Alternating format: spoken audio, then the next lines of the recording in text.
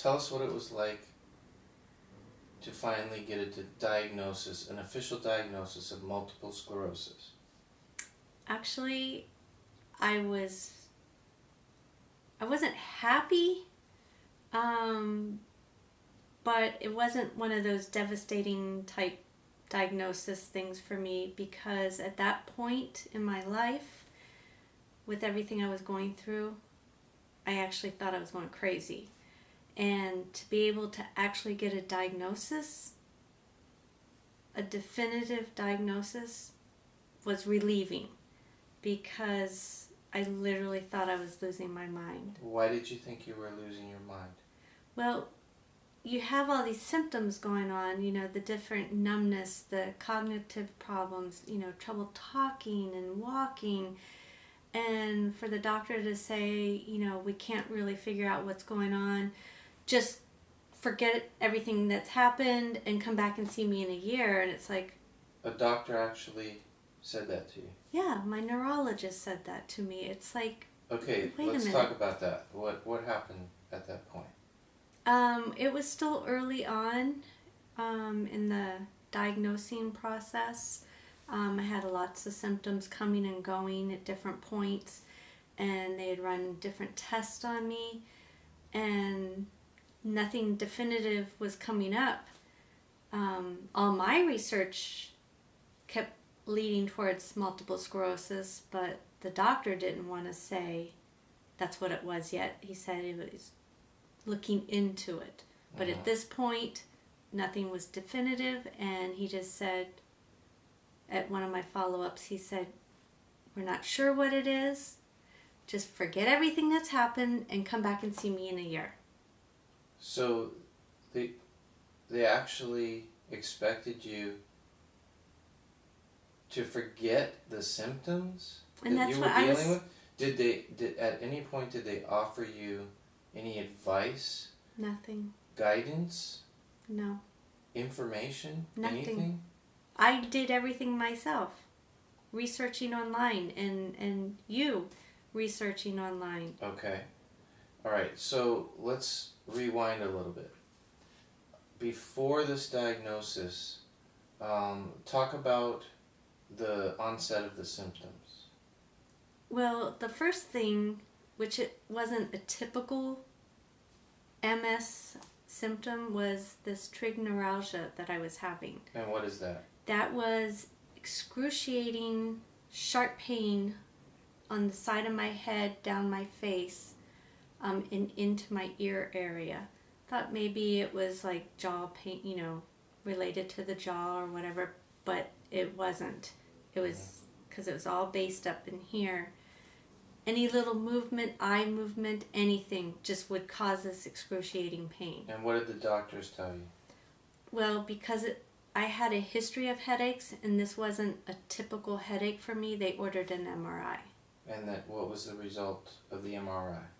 There was one little tiny lesion on it that they said was non-specific. Lesion on where? On my brain. They did a MRI on my brain, and there was a little lesion on my brain, and they just said it was non-specific and just... So they couldn't tell you that the lesion was the cause of the neuralgia? They had no idea what it was. They had no idea. However, it was... It lasted 6 weeks, the pain that I was having. So it was pain and sensitivity of the skin and the tissue on the side of your head. Right. And they actually put me on several different antidepressants that block the pain signal. Did that work? It did. It actually did help. It helped alleviate. The thing that helped the most, I think, was probably Advil. Were there any side effects? It made me very drowsy. Very drowsy? Yeah. Okay. All right. So then talk about, and when did this occur? This was, it started in October 2002 and lasted approximately 6 weeks. Okay. So talk about the symptoms, the additional symptoms that started to appear. Then March of 2003, I started getting dizziness. I was getting double vision, and And I was having urinary problems. I felt like I had to go, but couldn't. I would go to the bathroom and I couldn't go. But the double vision, I think, was that, and the dizziness was the biggest thing for me, which also lasted 6 weeks. Okay. And that was just the beginning, because ultimately you experienced, we counted over 25 symptoms. So talk about that cycle of the symptoms and the onset. What do you have any idea of what triggered those symptoms? At that point, no. It's like every few months I would have a new set of symptoms, or the same symptoms would come back. How many symptoms at a time? At a time, it could be from like 3 to 5, 3 to 6 symptoms at once. Okay. In the beginning, I wasn't quite sure what was really a symptom or what was going on with my body. Well, right, but you didn't feel well. Right. So talk about one, we call them episodes. Right. So talk about one episode and a combination of the symptoms. Well, besides the dizziness and double vision, there were times where my foot would start tingling and go numb. My hand, and it started off on the left side, and then my hand and my arm would go numb and tingling, and they thought it was carpal tunnel. So he did testing for carpal tunnel. Who's he? The neurologist. Okay. And turns out it wasn't carpal tunnel. And so what did they suggest at that point? I wear wrist splints, the wraps that you put around your wrist. Yeah. And he said I should wear those every night, or doing... For what purpose? To keep my hands straight. I guess to keep it mobilized so that I wasn't constantly bending. Did that help? I think a little bit, because, well, at nighttime, I guess because I was also sleeping with my hands all kind of bunched up. Yeah. So that helped. It helped a little bit, but it didn't take care of the problem. Okay. So talk about the progression of the symptoms. Well, they would get gradually worse. It got to a point where it would start to affect both my legs. And so the symptoms were intensifying? Yeah, they were intensifying as time went on. They may not last quite as long. Yeah. Sometimes it did. Sometimes it would last 6 to 8 weeks. Sometimes it would last about 3 weeks. It seemed to vary. Right. And I didn't notice any patterns or anything like that. So what did you do to alleviate the symptoms? Well, it was a progress of looking. Well, what did the doctors do to help you relieve the symptoms? They put me on steroids. And talk about the steroids. Well, at first they prescribed the pills for me, and I would take the pills, and they didn't really do a whole lot. Okay.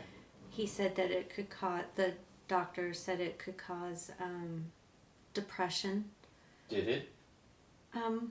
Looking back, yeah, I think it did. Okay. I didn't care for it. So when it got to the point where my legs were so bad I was having trouble walking, then he prescribed IV, and I had to do that for IV steroids. And they put a port in my vein and left it in for 5 days, because I had to go in every day and get an hour's worth of steroid treatments.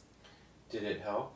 Yes, that actually, to the point, well, the walking got better. I was able to walk, but then it caused the horrible, it's hard to remember everything, but I remember there was issues with side effects, the side effects of it and stuff, and then it seemed like once I was off of the IV, the problem slowly started coming back again. So it's like it temporarily helped. What were some of the side effects that you recall? Well, the main thing was I lost my sense of taste. Right. I had a horrible taste in my mouth for like a month after that. Couldn't taste my food. I broke out really, really bad. I got really puffy, like I was retaining water. I know there was something else, but I'm not sure. Okay. All right. So, how often or how many times did you do the steroids? The IV, I think I did 2 different sets of times, and then the pills I did a couple of times. Okay. And you didn't find that this was solving the problem? No, it was just a temporary like a temporary to offset, fix. To offset the symptoms. Right. Okay. So, at this point, talk about your experience of the leading up to the diagnosis. Like testing. The symptoms were increasing. Right. You were experiencing more difficulty with things like cognitive issues. Yeah, I had horrible time thinking, concentrating, speaking.